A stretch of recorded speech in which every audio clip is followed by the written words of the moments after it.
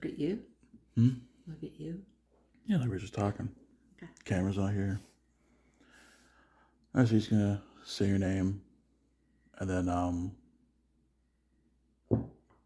I guess we'll just start off with whenever you first met Grandma and Pat Palmasino. Not your parents. I don't remember much about meeting them. My name is Trish Palmasino. I remember meeting Joe and Ethel probably in the mid 80s. I had to drop something off at the house. Dad was working in West Virginia at the time, and I was down there visiting him. I was still at IUP, and I went to the farm to drop something off. I don't remember. So Dad what had it already was. graduated before you, or Yes. I took a break, a gap year, and he went straight through. He graduated in 81. I graduated in 86 from IUP. And I just remember going in, and they were just so warm and kind and just sweet people. You could tell right from the beginning.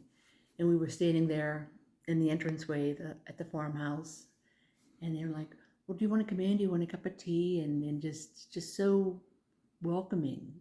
typical? Well, Oh no, just for right. for them, yeah. I mean, exactly. It's the first day I met them, they were as kind and loving as till the end, almost to the end. I felt at home.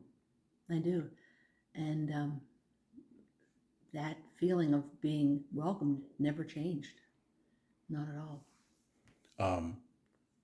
So kind of go into that a little bit more. You and Dad divorced a couple years ago. In 2020. 2020 or 21 or something. 21. It was like when it was, yeah. He left in 20. Yeah. The divorce was final April of 21.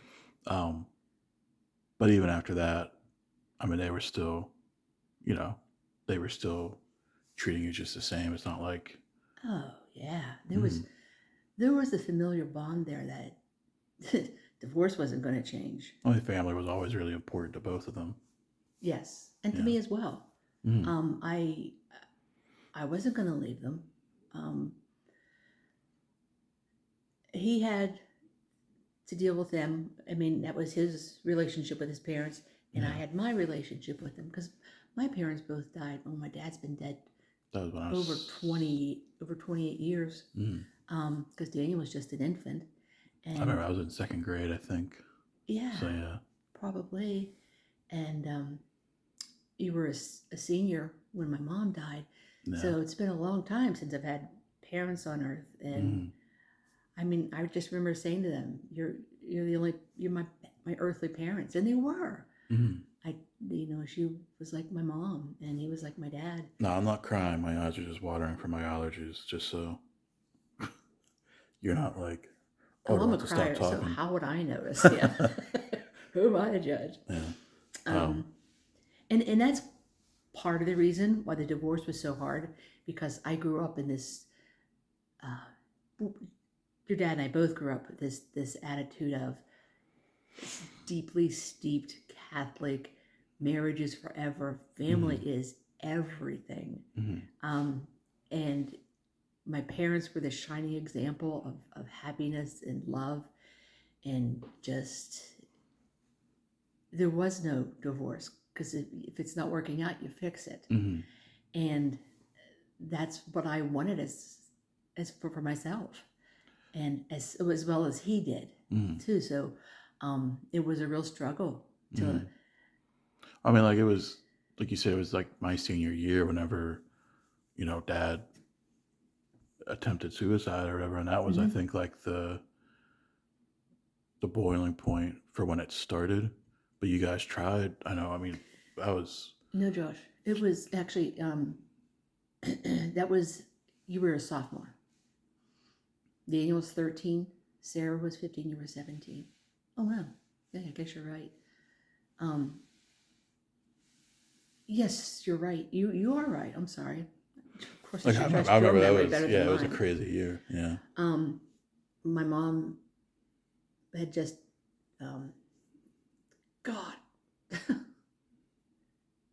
Yeah. Um, why would I doubt you? I don't know why. I'm sorry. No, You were a senior. Um, and that summer is when they just switched Dad's job, his the position, speech and pathologist or whatever. from two speech pathologists Yeah. from special ed. And I guess the stress of just having one more change put upon him was more than he could take. Mm. The mental breakdown and the suicide attempt. And my mom was sick at the time, Mm-hmm. and she had cancer. And I thank God it was quick. It wasn't drawn out, Well, I mean, I remember painful. for me, like I don't think I really knew she was a strong woman. So like I had no idea that things were as bad as it was. Like I thought she was getting better, and then it got to her brain, and it was Mhm. real quick after that. Yeah. It started in her lungs, and which I didn't know until later, that lung cancer metastasizing to the brain is Very very common. common. Yeah. Same thing happened with my brother Danny. Yeah. But the day that we couldn't find your dad, and we Mhm. realized that he was, the ambulance had taken him away, Yeah. I called Grandma, and I told her, because I thought maybe he went down there. Yeah. I'll never forget that day. Just searching every little crevice of the house for him. But I called her and I said, okay, he's been found and he's in a hospital. And she said, I'll be up. I'm like, no, you're sick. Because at that time, she was pretty advanced with the brain cancer. And she came up anyhow.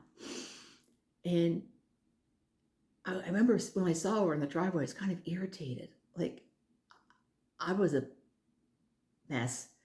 And I thought, I don't need you. Like, Yeah. I can't hold myself together, let alone like hold it together for you.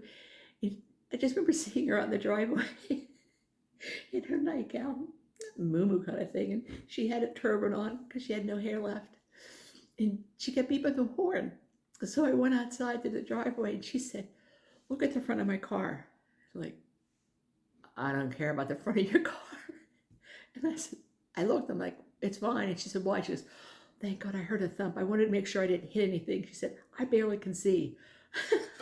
God, what are you doing here? Yeah. Like, and she said, well, you needed me. Yeah. You're my child. And it just like all came into focus. This is who she is. And she didn't care that she only had a little bit of a brain left. When her child needed her, she was going to be there. And she died a month later. But she was always like that, though. I mean, like I remember, Always because I remember like I think it was around 5 or 6 when her and Pat moved back up from Florida because he had Alzheimer's or whatever. Yeah. But I also think they just wanted to be closer to us.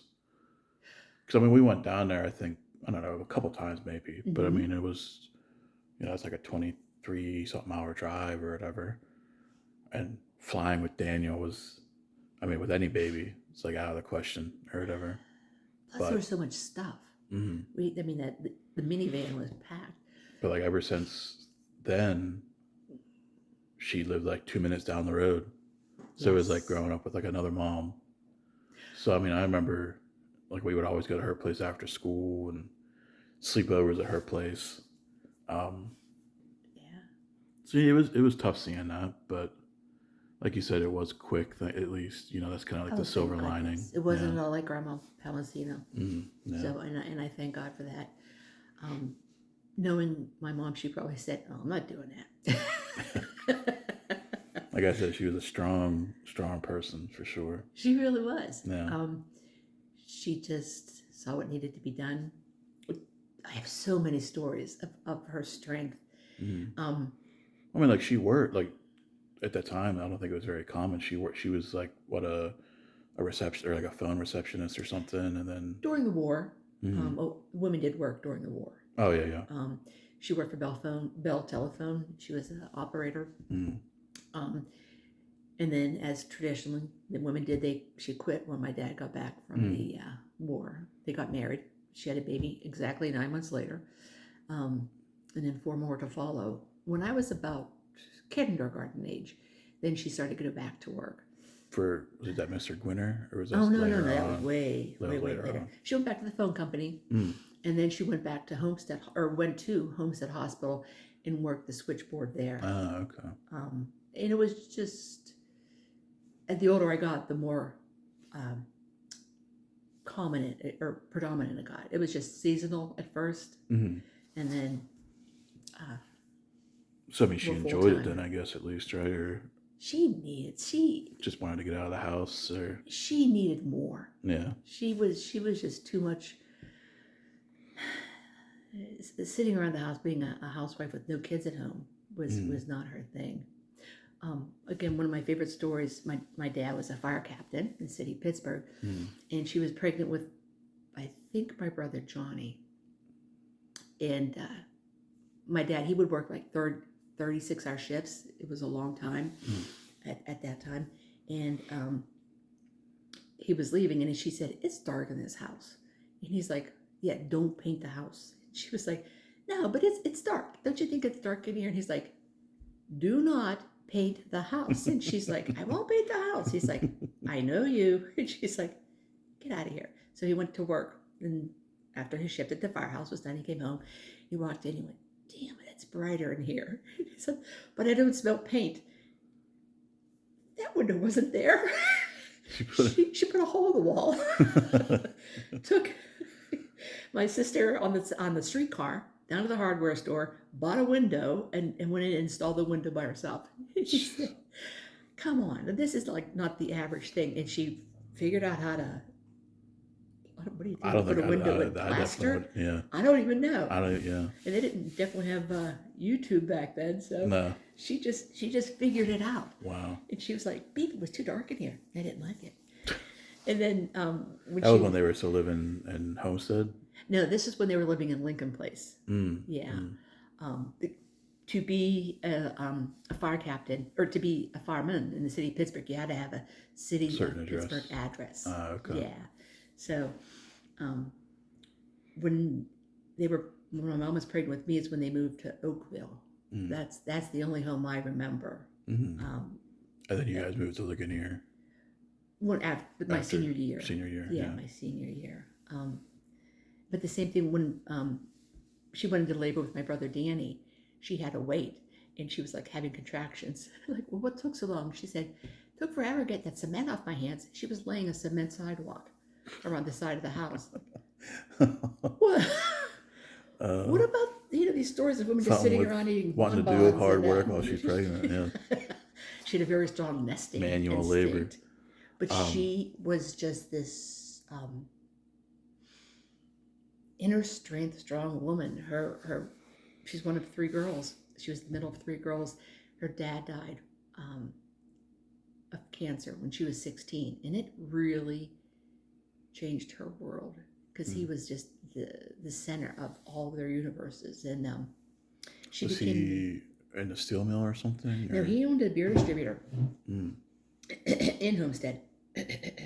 He had a partner, and it was just like my grandmother would take a bath before we would get home and put fresh makeup on, and just elaborate. He did very well, so the depression never bothered them. And my dad, who grew up 2 blocks away, always would make fun of, not fun, but kid about those Holland girls. They were rich.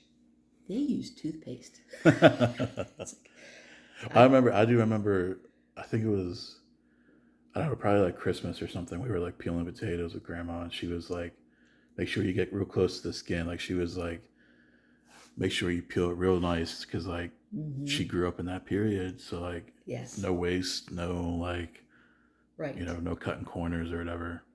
Yeah, even though they were doing okay, that whole era was not saving money. But at my dad's dad worked at the mill. He was the first generation American, and I don't know how my grandma O'Toole made everything work, but she did. She just she would just shave those potatoes, and when you hear these old stories, but when my dad's and his brother's shoes wore thin, my grandfather would get a piece of tire and just put some rubber on the bottom, and then you can hand them down to the next brother. Yeah, but he died at 16, and my grandmother, my mom's mom, just emotionally fell apart. So overnight, my mom became the adult in the family. She had a scholarship to go to nursing school, and she gave it up, and she got a job, and my grandmother never worked. And so my mom kind of took care of the family, and Do you think that might be where the strength came from or whatever? Yes, yes. Overnight, she realized Had to grow up. she had to do it. Yeah. And she never stopped doing that, as you know. Yeah. She just was like, it needs to be done, and I can do it. I mean, she worked. I mean, she retired and stuff before I was even born, but Yeah. she worked right up until that point for Mr. Gwinner. I remember that. Like, I think that's probably like her and Pap's sort of like last job or whatever. Right. Because he was security or something. Mm-hmm. And then After 1976, he retired from the fire department. A couple, like a china closet, and at another incident, something fell on him and he was trapped. And he just was like, nah.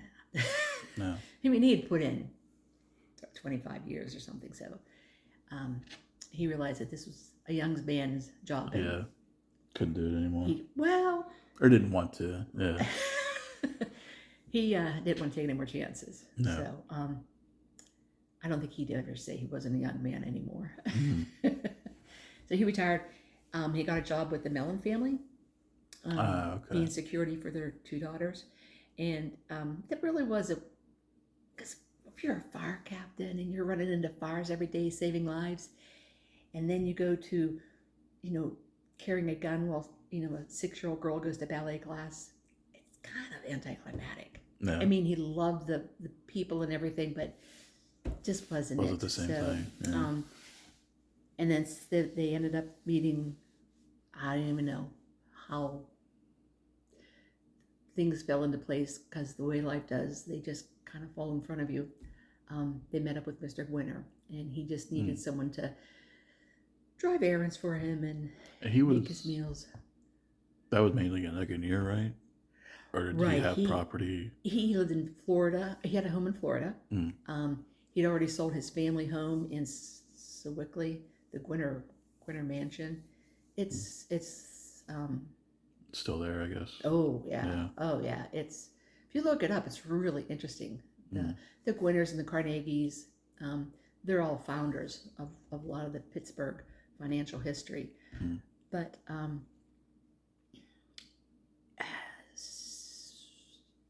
I can't think of where his house was in Florida. We went there to visit. It was just marble floors and grand pianos and the whole 9 yards. Yeah, going on to just lanais leading onto the ocean. It was something fantastic. And they stayed with him until he passed away. And my mom was the same way. She's like, I'll take charge. And that's exactly what she did. And that was her. She needed that. Yeah. So your parent, you were the youngest of 5? Yes. And Dad was the oldest of 4. So like, yes. Your parents are like what, 10, 15 years older than Dad's parents. So there was like a little kind of difference there. I mean, they passed, like we said, they passed away when I was younger. Right. So was it different? Like Grandma and Pap, Dad's parents, they were from like a kind of different generation. My parents are closer in age to his grandparents. Yeah. Yeah. And even within the 5 of us, being a change of life baby, Aunt Kathy and I are 13 years apart. So there's a big gap in between there, but you wouldn't know it. But I remember she'd be a senior in high school getting up and fixing her hair, and she'd have all this 1960s bebop music on, And then after she left, I'd have to wait for a little bit and get up and go to afternoon kindergarten. Mm. So, yeah, there's always been this big divide. But Grandma and Pap your Grandma and Pap Palmacino were like a in between generation. Yeah. That's interesting though. Like, kind of just seeing that whenever I was a kid, like just the difference between them. Mm-hmm. Mm-hmm. But there's also the similar. I mean, like we said, family was both important to both of them. Core I mean, beliefs were identical. Yeah. Yeah. And that's kind of what attracted me to your dad. Because that's what I wanted, and I knew that's what he wanted, and Mm-hmm. It's still at the important to time. this day, though. I mean, I definitely learned that from more so your mom, because I don't really remember much about Pap, unfortunately, but I do remember like some of the stories he would tell us, like how he took the tip off of his finger, and there's just like different stuff when he was living in Florida. But I mean, like I learned that from both of them. I learned that from your side of the family, the importance of family, Mm-hmm. and then Dad's parents, obviously, going over to their house every Sunday for dinner. Just like on the holidays, we'd like go there for a couple hours and then go to your grandma and Pap's for a little bit, or go to Aunt Kathy's or something for a little bit. So there was always like that importance put on spending time with everybody. It wasn't always convenient being, a two-parent working family. But I think your dad and I both understood the preciousness of it. So it wasn't even an option. I wish we had lived closer. I wish you'd have been more involved Centralized. with my siblings. But again, they were so much older. Like, I think Megan was a senior when you were born. Mm-hmm. So I think the closest was, I mean, I know Nicholas was a little younger than I was. Nicholas is a year younger than Daniel. Oh, okay. Yeah. And Michaela was a couple years older than me, I think. I think she's 4 years older, 3 years older than you. So there's No, just 4 years older than you. that was probably the closest. And Because Justin, they yeah. still live like what, Naniglow, which is like about an hour or so. Right, and I'm like when I grew up, it was 10 minutes to Colleen's house, Mm-hmm. and 15 minutes to Aunt Peggy's house, and Yeah. we saw each other a couple of times a week. Especially my dad and Uncle Spanky. They couldn't go a day without seeing each other. That was his brother, or Yeah, his Yeah. youngest brother. Mm. Yeah, how many brothers did he have again? 4 brothers and 2 sisters. Okay. And again, I love that story too. His mom, John Edward, came over to America, and he met Sarah Ann, and they got married. 2 years later, she was giving birth to John Edward Jr. during the Spanish influenza, 1918, and she died in childbirth, so she never met him. Mm. And relatives took my dad, because Pap had to work at the mill full time. He did he know about raising a baby anyhow? Yeah. So for a little bit, Sarah's sister Bridget raised my dad months, just a little bit, and then Delia, my grandfather's sister, took him and raised him as her own. Mm. And then life went on, and he went on to meet a woman named Catherine. They got married, and she said, "We're gonna take him. He's your son. He's our son." Because she could have easily. They didn't want to give him up. They had him for 4 years. He was their son. Yeah. And I give her a lot of credit. She's the only woman who I know as a grandmother. She's my grandma O'Toole. Yeah. And they went to go get him, and he went over to the woman who had raised him, and he said, "I love you very much, but I have to go with my real mom and dad now. Goodbye." And they were all sobbing. And my dad, who's such a character, he said, "Oh yeah, even as a child I had women fighting over me." Yeah, Dad. she took him and never said a word. No one ever knew that that wasn't her child. It was a family secret. I forgot about that. I mean, I remember talking about that a little bit, but I never really knew like the details of that. Like, And they never spoke of it. yeah, As if it was something bad. I it was mean, just in different. today's society, it's nothing. I mean, Yeah, yeah. blended families today are the norm. Mm-hmm. But back in those days, it wasn't. And then he also served. He was in the Navy, right, during World War Right. II. December 8th, the day after Pearl Harbor, he and Enlisted. Grandma went down, took a bus, or took a trolley down to somewhere down in Pittsburgh. And that's when he saw his birth certificate. He's like, who the hell's this Sarah woman? And that's the day he realized that his mother wasn't his birth mother, because it didn't matter. So we didn't need to speak of it. And so were Grandma and Pap already married when he joined in? Are they? he was 4 years old when John and Catherine got married. No. No, they were dating. They were dating. When, Yeah, they were dating. When he went into my service. parents. Yeah. Yeah, they were just dating. Okay. He came back, got engaged. They got married in January of 46 on my mom's 23rd birthday. So she wouldn't have got married before then. She was too busy taking care of her mother and her sisters. Yeah. But yeah. Well, I think I'm gonna just wrap it up there.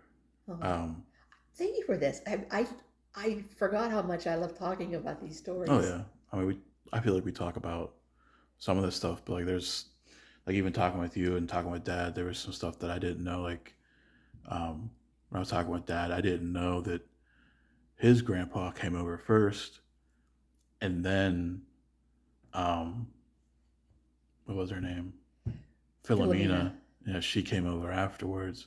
Like they didn't even know each other before they met, and then they got married and everything. It was just I had no idea about that. It was totally different. Such a different world. Yeah. I mean, the way I heard the story from Grandma, so I'm thinking it's legit, is he wrote a letter back to his Andre, wrote a letter back home and said, there aren't any women out here. Send me a woman. Send me a wife. So they walked around the village. Yeah, we got too many. She's what, 13, 12? Yeah, take her. Could you imagine me putting Sarah on a boat at age 13? Somebody he didn't even know. I'll never see you again. I don't know if you'll... Different world. Yeah, totally different. So I was going to ask one more question. Okay. What is probably your most fond memory of your parents and then Dad's parents? Anything that really sticks out to you?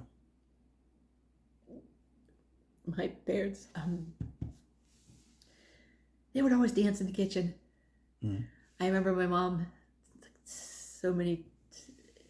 I can't even count how many times it would happen, but she'd be making dinner. My dad would come home, filthy dirty, soot, sweat, and everything. He'd go in and take a shower, and he'd come out and just like swirl her around the kitchen, and they would just dance in The old kind of romance. Yeah. Yeah. You never had a question what love was. Mm. You never had a question. Mom and Dad Palmacino, kind of the same thing, but with a different temperament. Like Pap would sit down and put his arm around Dad's arm and say, "I love you," and she'd go, "I got things to do." Not, it was the exact same emotion, the exact same love, but just with a different tint on it. A little twist, yeah. Yeah. They weren't as affectionate as my parents are. My parents were most embarrassingly affectionate. Mm-hmm. And Grandma Palmacino was very reserved. Yes. Yeah. Yes. I remember when I married into the family, my mom said, "Now you remember, you call her mom because she's your mom now, and you hug them because they're family." Mm. And I just remember like every time going in and hugging and kissing, and when you guys were little, saying when we'd leave, "Go pass out your kisses," Hmm. and they were like, "Why are you doing this?" And when holding hands when we said the prayers before meal, they were like, "Okay," and now we all do it Yeah. because that tradition. And oh, they're still my family, Mm. still. All right.